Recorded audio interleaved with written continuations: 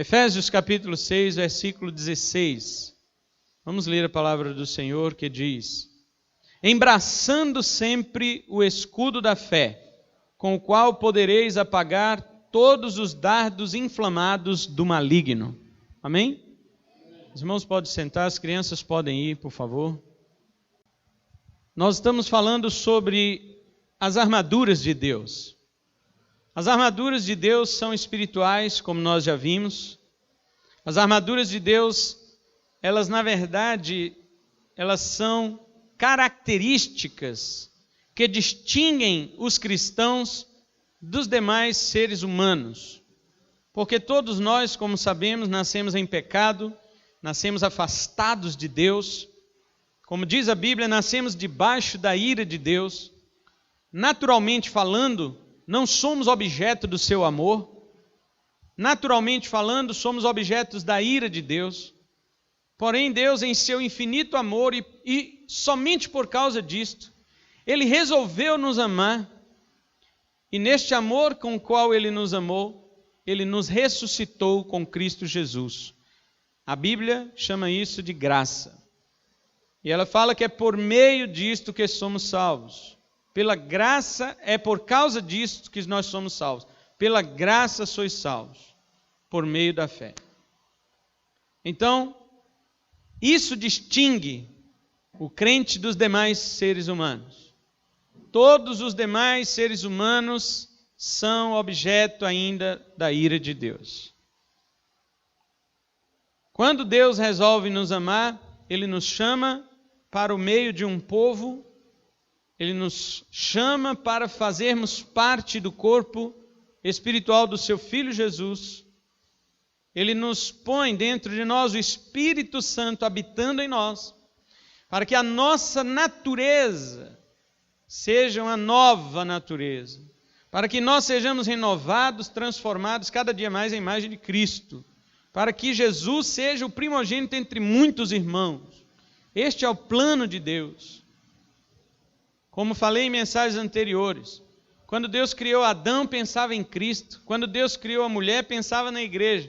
Mas quando Deus falou com Adão e Eva que eles tinham que se reproduzir, Deus estava pensando em muitos filhos que Ele teria para serem semelhantes a Jesus, a fim de que Jesus fosse o primogênito entre muitos irmãos. E então Deus tivesse realmente a perfeita família lá no céu. Este é o pensamento máximo de Deus. Essa é a história máxima de Deus. A história máxima de Deus se chama igreja. Agora, enquanto a igreja peregrina nesta terra, ela vai lutar contra seus inimigos. Os inimigos da igreja, como nós já vimos no capítulo 2 de Efésios, o mundo, a carne e o diabo. Paulo já falou dos dois, do mundo e da carne. Agora no capítulo 6 ele reserva para falar do diabo, seus principados, suas potestades, como nós iniciamos a partir do versículo 10. Hoje nós estamos no versículo 16 porque nós já vimos algumas armas antes destas 3 que nós vamos ver daqui para frente. Nós já vimos 3 armas. Essas 3 armas que nós vimos, elas ficam ajustadas ao corpo do soldado, ficavam ajustadas ao corpo do soldado romano, que é o cinto, a couraça e as sandálias. Mesmo o soldado descansando, ele não se livrava dessas 3 armas. Há uma diferença entre essas 3 armas e as próximas 3 que o apóstolo Paulo vai falar. As 3 primeiras armas ficavam fixas ao corpo do soldado, que é o cinto, a couraça e as sandálias. As próximas 3 armas, elas são armas das quais o soldado toma posse, mas não estão fixas a seu corpo. Lembrando que o capacete, que fala no próximo versículo que vai falar, no 17, tomando o capacete da salvação, não era como este capacete de motocicleta que nós usamos, né? Que fica fixo também ao nosso corpo, à nossa cabeça. Mas era apenas uma proteção, conhecida como elmo. Nós vamos falar sobre isso domingo que vem. Para que os irmãos tenham ideia de que essas 3 próximas armas, elas eram armas que o soldado se apossava, mas não ficava fixa em seu corpo. O escudo ele tinha que segurar, a espada ele tinha que segurar, e aí o capacete ele tinha que amarrar para ele ficar fixo. Quando o soldado descansava, ele se livrava do capacete, encostava sua espada e seu escudo, mas permanecia com a couraça, o cinto e as sandálias. Então eis aqui uma diferença sobre o que nós vamos falar. Tanto que o apóstolo Paulo, não nesta versão que eu li, aqui diz embraçando sempre, mas no original grego, e talvez algumas versões devem ter esta tradução, que diz assim, sobretudo, tomando o escudo da fé. Só que este sobretudo não é aquele advérbio. Sobretudo aqui não significa além do mais, não é isto. Que este é o significado de sobretudo advérbio. Mas o que Paulo está dizendo sobretudo, ele está falando sobre, acima, em cima, não acima de tudo, mas em cima de tudo. Em cima de tudo que eu falei. Tomem o escudo da fé. Então vamos ver por que ele está dizendo desta maneira. Ele não está dizendo acima disso que eu falei, mas em cima disso que eu falei. Coloquem o escudo da fé.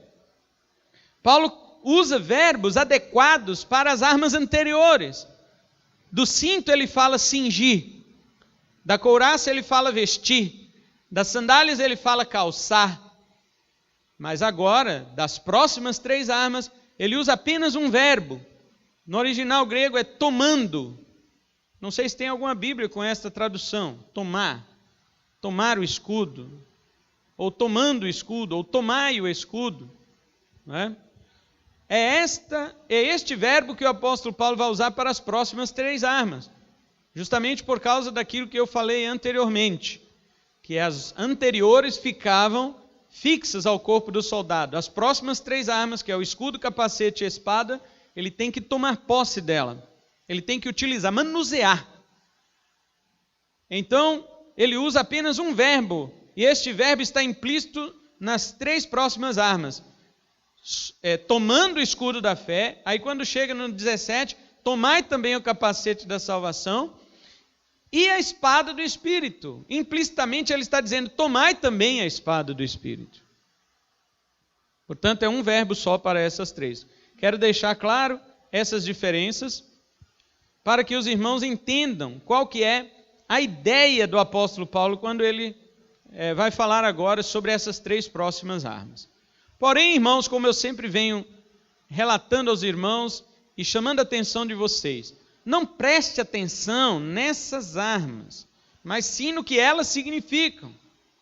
Os batalhadores espirituais de hoje, C. Peter Wagner, Neuza Itioca aqui no Brasil, e muitos outros pelejadores aí, que antigamente Daniel Mastral também fazia parte desse grupo aí, esse pessoal de oração, vamos orar que é o diabo agora, nós vamos destronar Satanás, Vilhena vai ser do Senhor Jesus. Não existe isso.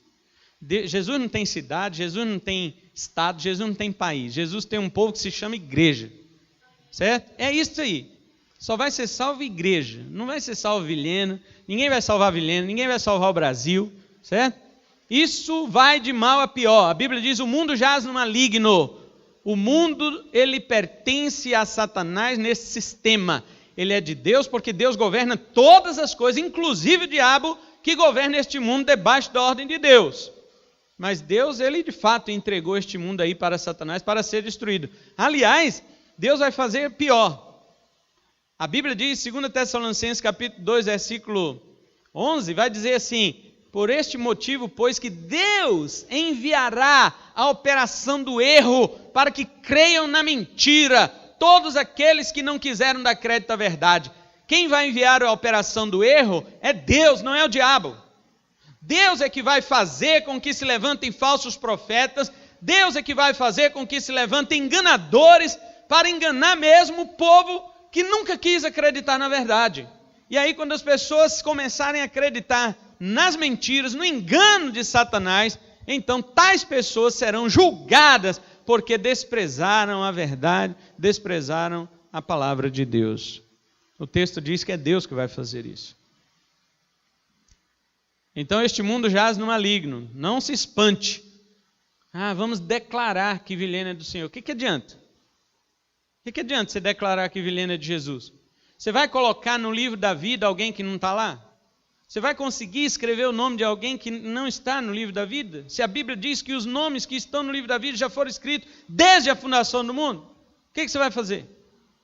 A única coisa que temos que fazer é pregar o Evangelho a toda criatura, porque no meio de toda criatura estão os salvos do Senhor, e eles vão vir ao Senhor por causa da pregação do Evangelho.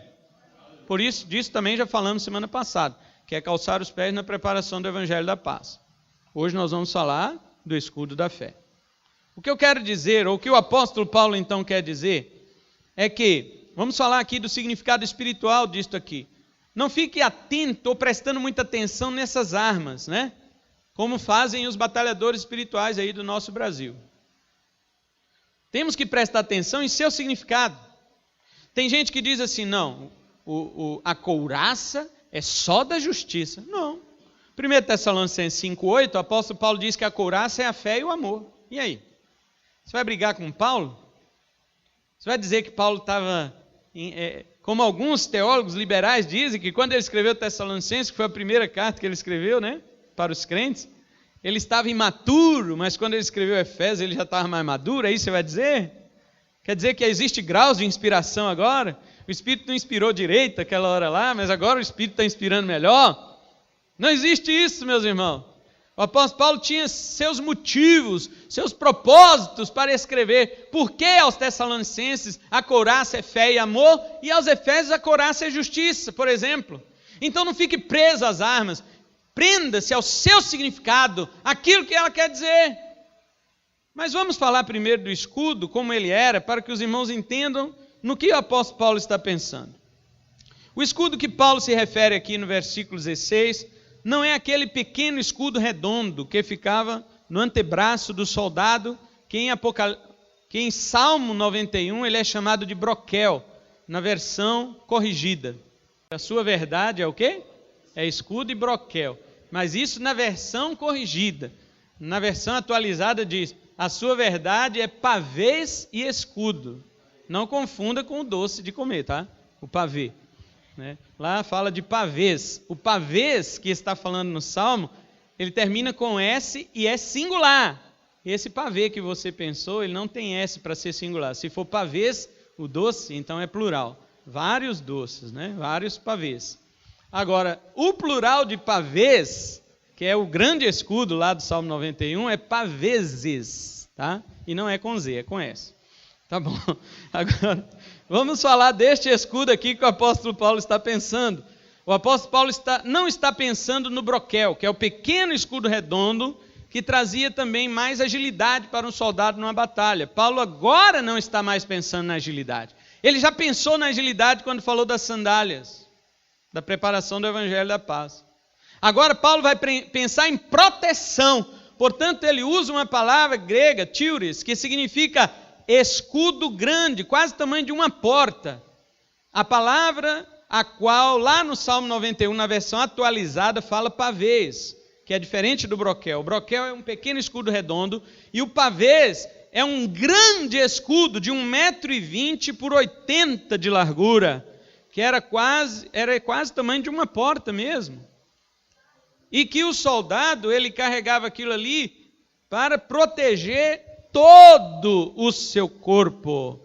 Paulo não está falando de pequeno escudo. Paulo não está falando daquele escudo que protege apenas a região torácica, que se preocupa apenas com o coração do soldado, porque com o coração ele já tinha falado da couraça da justiça.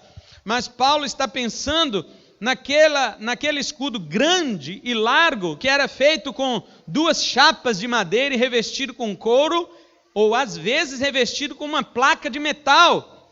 E quando era revestido de couro, o couro era encharcado em água para poder ir à guerra, porque os lutadores inimigos, eles faziam dos seus dardos, eles envolviam pequenas cordas na ponta, ou depois da seta daquela flecha, eles colocavam cordas, molhavam no piche e ateavam fogo, e então lançavam, os arqueiros lançavam, para que qualquer um que tivesse com este escudo pavês só de madeira, na hora que defendesse, a ponta daquela flecha entrava, não tinha como ele escapar, e o fogo se expandia pela madeira da qual era feito o escudo. Então o soldado era obrigado a abandonar o seu escudo e sair desprotegido pela guerra.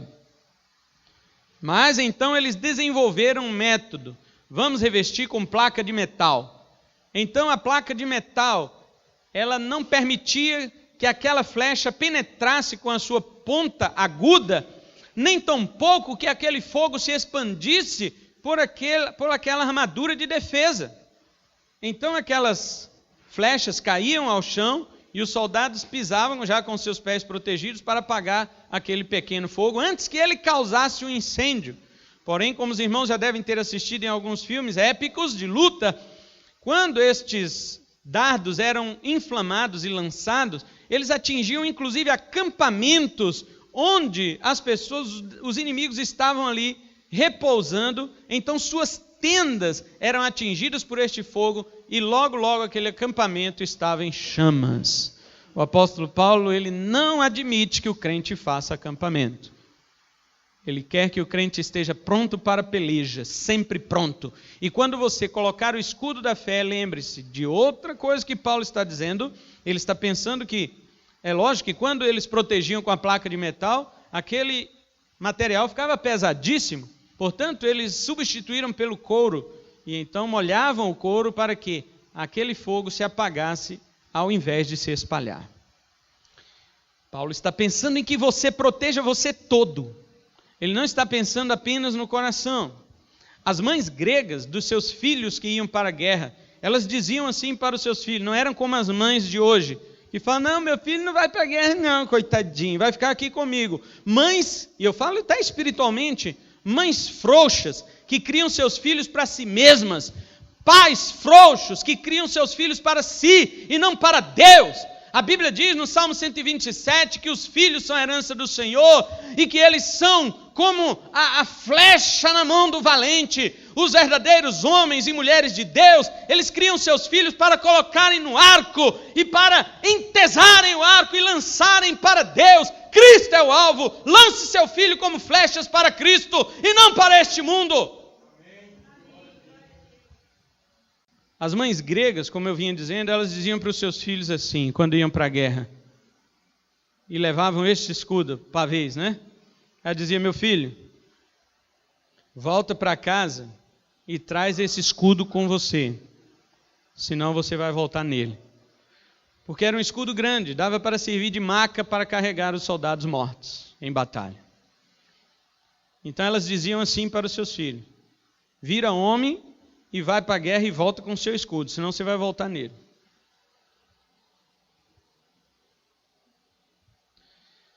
Muito bem. Então, como nós já falamos aqui deste material que era feito, não somente o escudo, mas também como eles faziam para inflamar suas flechas, vamos falar agora do sentido espiritual que o apóstolo Paulo quer dar. E é isso que eu quero chamar a atenção da igreja. Fica muito bom a gente ficar falando aqui de guerra, de todo mundo pensando nas guerras antigas. Mas tá, deixa isso para você assistir na aula de período interbíblico, né, Karina? Karina que gostava das aulas, tinha mais vídeo do que tudo, né? Vamos então para o sentido espiritual disto. Primeiro vamos falar dos dardos inflamados, as flechas inflamadas de Satanás. Não temos dúvida alguma de que é algum tipo de pensamento que o diabo nos envia ou nos sugere. Quando o apóstolo Paulo está falando dardos inflamados do maligno, ele está falando de sugestões de pensamentos de Satanás que vão invadir a mente do cristão.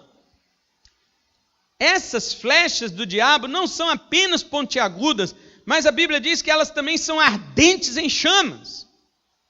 Elas não somente são capazes de perfurar a nossa mente, mas também elas são capazes de incendiar todo o nosso corpo, toda a nossa vida. E veja que temos que ter uma distinção deste maligno que Paulo está falando, os dardos inflamados do maligno. A palavra grega aqui não significa os males deste mundo, não significa o homem mau, significa o maligno, como está realmente traduzido na versão das Bíblias de Almeida, João Ferreira de Almeida, tanto atualizada como a corrigida. Fala do maligno, não está falando de alguém que é um homem mau, não está falando dos males deste mundo, dos acidentes a que estamos sujeitos, destas coisas que sabemos que ocorrem, inclusive com crentes. Paulo está falando de um mal personalizado, ele está falando de um ser maligno que tem intenções inteligentes para o mal, a fim de afetar a vida dos cristãos. E este ser é o próprio Satanás. E o que Paulo está dizendo destas setas malignas, destes dardos inflamados, são os maus pensamentos que sobrevêm à mente do crente.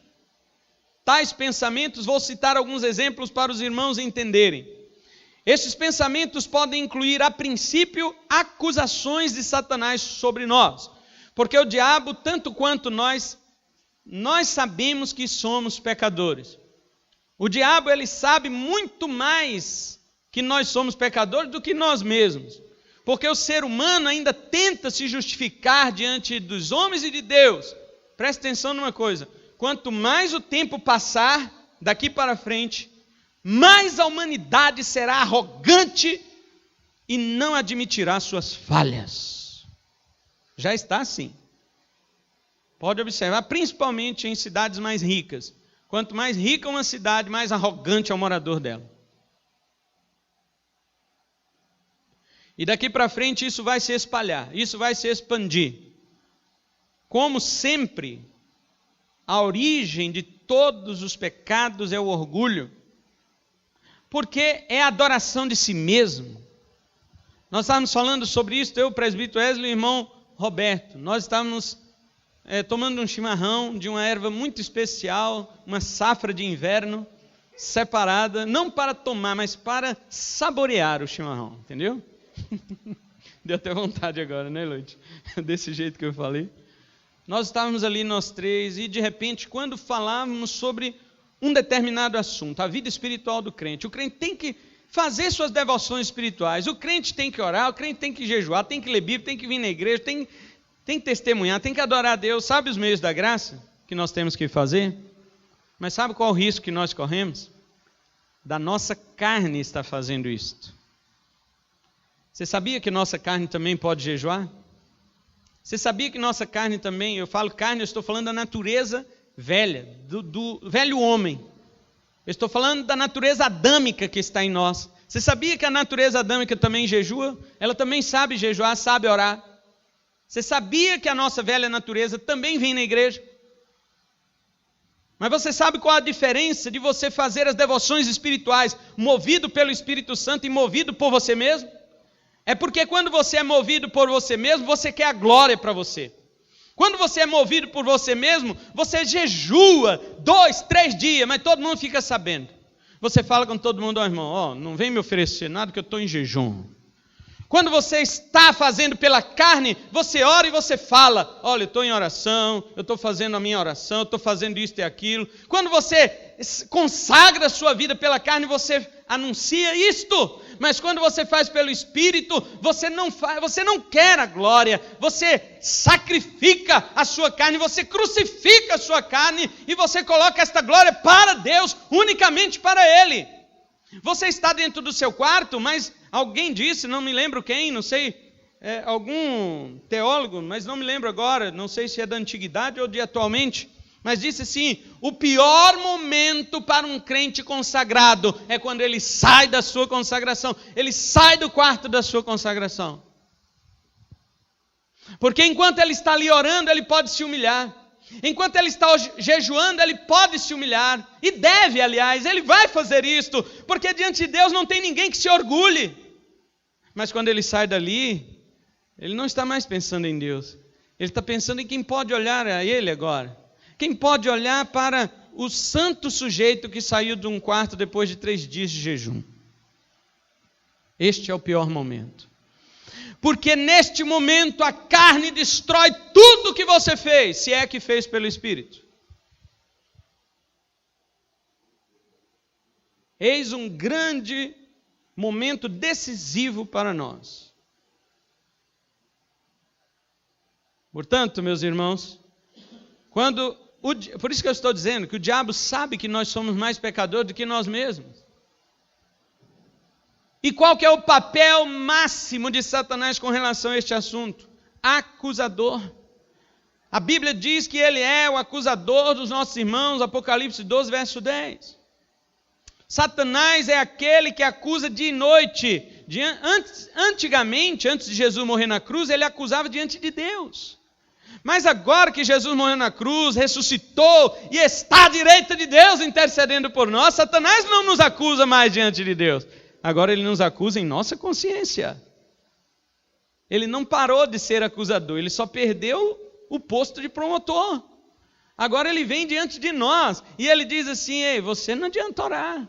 Olha o que você fez hoje. Deus nem vai te ouvir, você pecou. E aí o crente vai acreditando e fala: é realmente. E aí o diabo fala assim: diga que você não é digno, porque isso é piedoso. E o crente, humilde como é, ele cai na conversa de Satanás e diz: Senhor, eu não sou digno, nem vou orar. Que você não é digno, que eu não sou digno, isso é verdade. Mas dizer com isso, como resultado disso, não vou orar, isso já é cilada do maligno. Isso já é uma seta inflamada de Satanás que atingiu você. Você não está defendendo a sua vida pelo escudo da fé. Então este é o primeiro ponto em que Satanás lança seus dardos inflamados. O segundo ponto que ele lança são pecados de pensamentos blasfemos contra Deus. Quando eu pastoreava em Esmeraldas, lá em Minas, um dos irmãos que hoje é o pastor lá que pastoreia a igreja que eu pastoreei durante algum tempo, na época ele me procurou em desespero. E ele disse: pastor, eu quero te falar uma coisa, só nós dois. Agora eu posso falar publicamente porque ele já está liberto. Ele disse assim: eu tenho uma perturbação maligna na minha mente, porque eu tenho pensamentos blasfemos contra Deus. E eu falei assim: o que é que você pensa? Misericórdia, eu não quero nem falar. Porque são pensamentos ridículos, blasfemos contra Deus. E eu não consigo orar, porque quando eu vou orar, meus pensamentos começam a blasfemar de Deus. Eu falei para ele: meu irmão, esses pensamentos procedem de você? É isso que você pensa de Deus de fato? Ele falou: não, misericórdia, eu não penso isso de Deus. Eu penso de Deus o que a Bíblia diz. Olha o escudo da fé aí. Só que ele não sabia usar. Eu disse para ele: meu amigo, você sabe o que é blasfêmia? Blasfêmia é proferir a palavra com um entendimento completo sobre o que ela significa, ou escrever sobre aquilo. Você jamais blasfema em pensamento. Blasfêmia tem a ver com língua, não com cérebro. Mesmo que você maquina algo contra Deus, para falar contra Deus, e você, mesmo que seja aquilo que você acredita que Deus é mal, que Deus é horrível, que Deus ele é detrator, que Deus ele é tirano, como muitos falam por aí, mas eles falam sem saber. Mesmo que você maquine isso com toda inteligência humana, projete isso no seu coração, mas você não fala, você ainda não blasfemou. Claro, você já está todo inflamado pelos dardos de Satanás, mas você não cometeu o pecado de blasfêmia. Para cometer é necessário falar, e falar com uma consciência total sobre aquele assunto. Por isso que Jesus acusou os fariseus da sua época de blasfêmia, porque eles tinham consciência total do assunto. Eles não acusaram Jesus de expulsar demônios por Beelzebu do nada. Eles pensaram sobre aquilo, eles raciocinaram, eles mediram, eles calcularam A mais B. Jesus Cristo de fato expulsa demônios pelo Espírito de Deus. Mas eles não admitiram isto, eles foram contra isto. A incredulidade, a rejeição, a rebeldia deles era maior do que as evidências que Jesus Cristo mostrava. Por isso Jesus os acusa de blasfêmia. Então eu disse para ele: você pensa de fato isso sobre Deus? Ele falou: não. Eu falei: você já pronunciou isto contra Deus? Ele disse: também não. Eu falei: então você não pecou. Você está sendo atingido por dardos inflamados do maligno. Agora utilize o escudo da fé, que diz a Bíblia. Ele diz o que é o escudo da fé. Nós vamos ver isso aqui daqui a pouco. Eu falei: o escudo da fé é aquilo que a Bíblia diz sobre as verdades, sobre Deus, sobre nós, sobre tudo. então você se apropria disso e se defende de Satanás. Acabou aquele problema. Quando eu vim embora para Vilhena, aí quando nós voltamos lá, passar umas férias lá, ele já era pastor da igreja, e então ele me chamou e falou assim: pastor Cleilson, eu quero te apresentar um jovem aqui desta igreja. Aí me apresentou o rapaz e falou: agora conta para o pastor o que você está passando. E o rapaz falou para mim: pastor, eu tenho pensamentos blasfemos contra Deus, não consigo orar. Aí eu disse para ele: pastor Márcio, resolve esse problema. Aí ele falou: não, nós já estamos conversando sobre isso, mas eu queria te apresentar o rapaz, o pastor que me ajudou. Ele falou para o rapaz, e dizer como que o diabo ele é perturbador. Ele continua utilizando isso nas igrejas. Quantas pessoas têm esse tipo de pensamento e não falam com ninguém? Quantas pessoas inclusive saem da igreja, desviam da igreja porque acham que blasfemaram, porque Satanás invadiu o pensamento deles de forma blasfema e eles acharam que cometeram pecado e se afastaram, porque não sabiam utilizar o escudo da fé e nem procuraram ajuda. Outra maneira que Satanás lança os seus dardos inflamados, ele nos faz muitas vezes praticar o mal contra alguém, ou nos faz pensar nisso. Porque os dardos inflamados não falam de prática, falam de pensamentos. Satanás nos sugere fazer o mal a alguém. E este mal ele está distribuído de várias maneiras. Você pode tramar uma armadilha contra alguém. Você pode pensar muitas vezes em mentir para alguém, em depreciar a imagem de alguém, mentir em alguma afirmação pessoal ou num tribunal. Você pode muitas vezes ter pensamentos lascivos e cobiçosos sobre alguém. Você pode tramar a queda de alguém apenas por seu afastamento de ajuda com relação àquela pessoa, principalmente no local de trabalho, onde isso muito acontece. Se você ajudar alguém, aquele alguém pode crescer e você não. Então você se recusa a ajudar para que ele não cresça. São pensamentos maus, são pensamentos que são flechas inflamadas de Satanás sobre a nossa mente. E nós, irmãos, como cristãos, precisamos nos revestir da defesa espiritual que o apóstolo Paulo coloca aqui, que é o escudo da fé. Porém, vamos mais um ponto. Satanás também, ele atiça na mente das pessoas desejo de suicídio, principalmente pessoas que estão passando por depressão, pessoas que pensam várias formas de tirar a sua própria vida. Outra maneira que Satanás faz para inflamar os pensamentos de muitos cristãos, atiçar dentro dele o desejo de voltar para o mundo de onde ele veio, o mundo pecaminoso de onde ele veio. Tem crentes que mesmo estando na igreja amam o mundo. Tem crentes que mesmo estando conscientes daquilo que Deus lhe chamou para fazer, sente uma atração irresistível pelo mundo de onde ele veio. Isto é um dardo inflamado de Satanás. Outra forma que Satanás ainda inflama o nosso pensamento é quando nós ficamos pelos cantos, nos sentindo coitados, coitadinho de mim, ninguém presta atenção em mim, eu sou um crente muito desprezado nesta igreja, eu vou para outra igreja, mas ele não vai para outra igreja, ele vai para casa, porque dentro de casa ele quer ver se alguém vai lá na casa dele, para olhar para ele e falar: ô meu irmão, sim, o que está acontecendo com você? Que nunca mais eu te vi, nunca mais, você é muito importante para nós.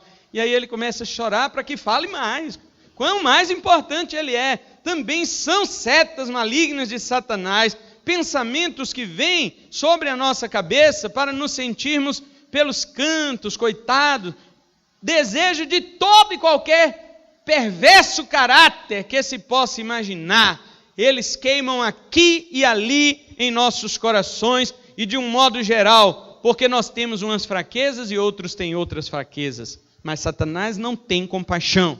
Satanás, ele não está nem aí se você é fraco, se você é forte, ele vai te atacar. Satanás não quer saber qual é o seu grau de espiritualidade. Preste atenção nisso, por quê? Porque Jesus, o Filho de Deus, foi tentado por Satanás. Imagine nós. Satanás ele não teve vergonha de chegar perto de Jesus, o Filho de Deus, e tentar confundir a mente de Jesus com suas sugestões. Ele vai ficar avaliando agora o nível espiritual seu, meu, para saber se ele vai nos jogar os dardos inflamados. Eu já disse para os irmãos, quanto mais fraco, melhor para ele. Mas isso não quer dizer que ele não vá atacar os fortes. Irmãos, você já parou para pensar, quando você está com... quando nós estamos com tempo vago em nossa mente, o que acontece com a gente? Você já pararam para pensar quantas sugestões malignas nos sobrevêm? E o que nós estamos fazendo disto?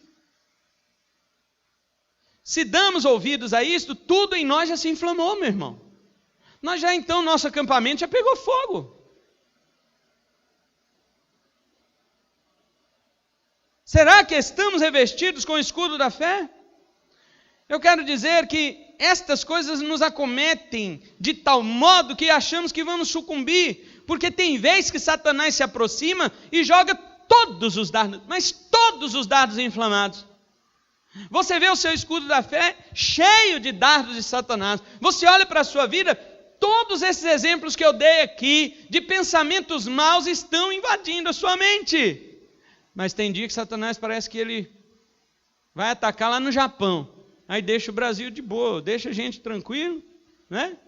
Vai atacar os irmãos lá no Oriente Médio. Aí a gente consegue ter vida mais cristã, a gente consegue fazer orações, jejuar.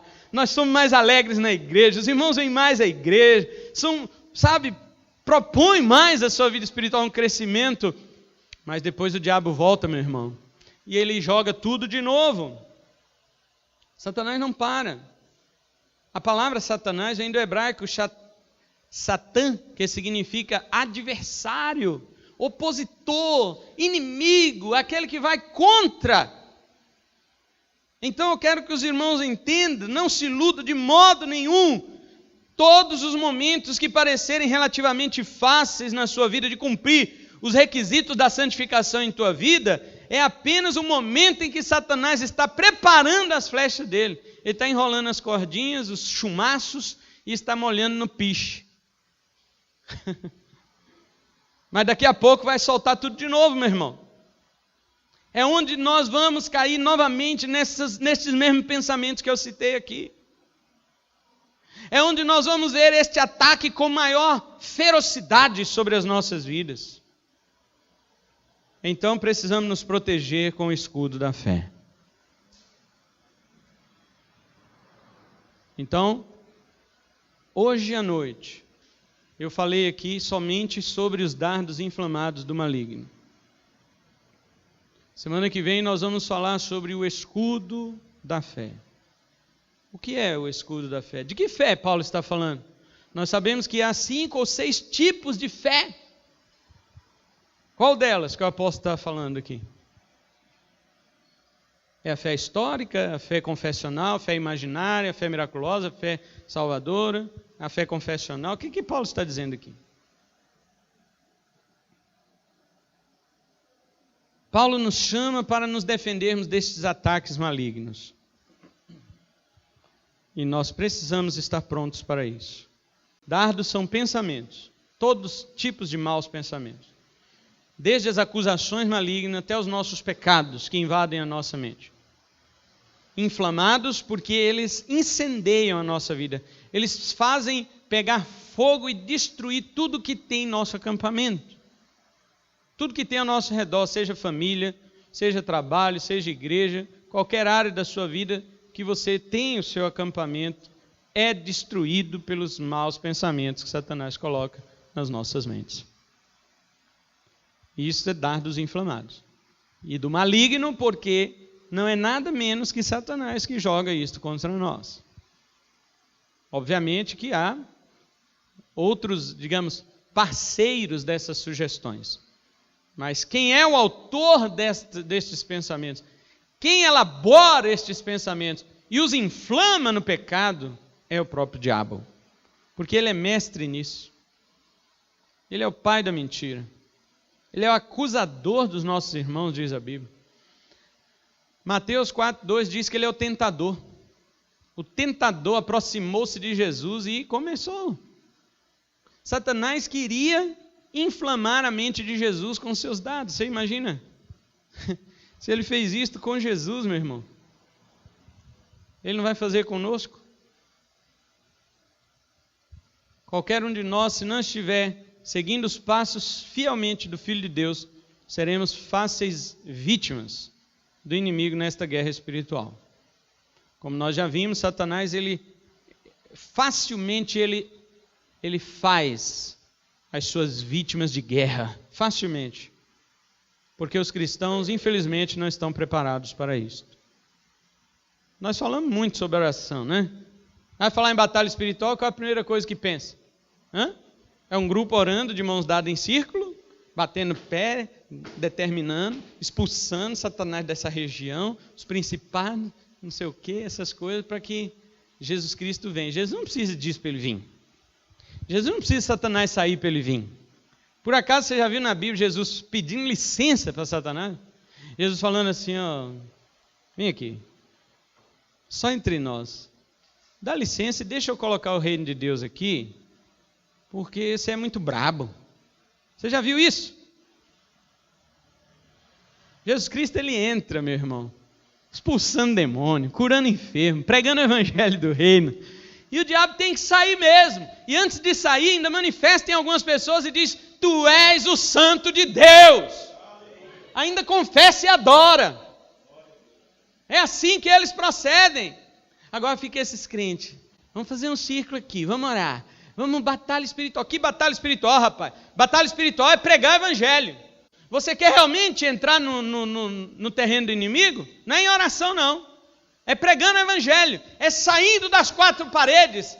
É destemido, cheio do poder do evangelho e do conhecimento de Deus e falando para as pessoas que são cativas de Satanás qual é a real condição deles. E o Espírito Santo livrará estas pessoas do cativeiro do pecado e Satanás só pode olhar, não pode fazer nada. Estas pessoas virão a Cristo, se converterão e serão transformadas em filhos de Deus. Isso é batalha espiritual. Não é pedir licença para o diabo, não.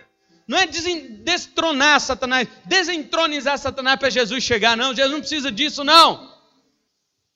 Jesus entra no coração do indivíduo quando o evangelho do reino é pregado. Isto é o que diz a Bíblia. A Bíblia diz, olha, o reino de Deus é chegado, arrependei-vos e crede no evangelho.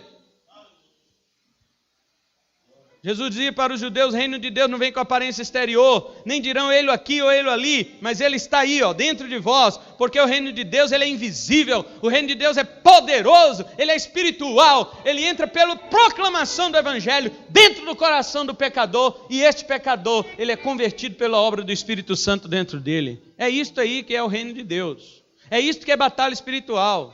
Mas vamos orar, vamos derramar óleo nessa... Não, bobagem. Satanás até ele incentiva isso. Satanás até te dá uma fábrica de óleo, se você quiser. Isso não mete medo nele, não. Agora você vê Satanás rangendo dos dentes, irado e impotente, é quando você prega o evangelho e uma vida se converte. Eu quero ver o que o diabo pode fazer. Meu irmão, o que o diabo pode fazer para segurar um morto quando Jesus ressuscita ele? Fala para mim.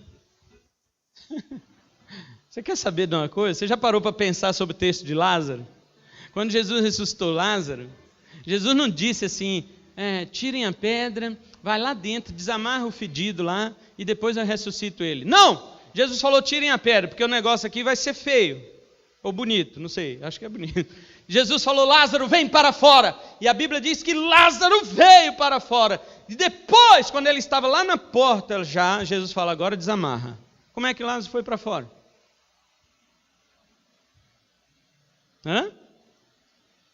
Quem podia segurar Lázaro? Nem as mortalhas nas quais ele estava envolvido não puderam segurá-lo. Nem o diabo não pôde segurá-lo. Nem a incredulidade dos judeus não pôde segurar Lázaro. Porque quem chamou foi a voz potente e poderosa do Filho de Deus. E quando ele faz isto no evangelho, na proclamação do evangelho, o pecador também ressuscita, e não é diabo, não é mortalha, não é faixa nenhuma, não é incredulidade que segura, porque quem opera é o poder do Espírito Santo na vida dele. Isto sim é batalha espiritual e é Satanás vencido, derrotado, com raiva, mas não pode fazer nada, porque o indivíduo ressuscitou e está vindo a Cristo. Satanás só olha ele passando, olha o outro passando, olha o outro passando e não pode fazer nada. Isso é batalha espiritual. Agora é muito fácil. Eu não quero sair, eu não quero dar minha cara a tapa para proclamar o evangelho, fica aqui dentro, vamos orar, vamos batalhar espiritualmente. Bobagem. Satanás quer isso mesmo. É isso que ele quer. Que o Senhor nos abençoe com a sua palavra hoje. Mas não perca domingo que vem, porque eu quero falar como o escudo da fé vai agir para nos proteger desses ataques. Amém? Vamos colocar em pé em nome de Jesus, vamos orar.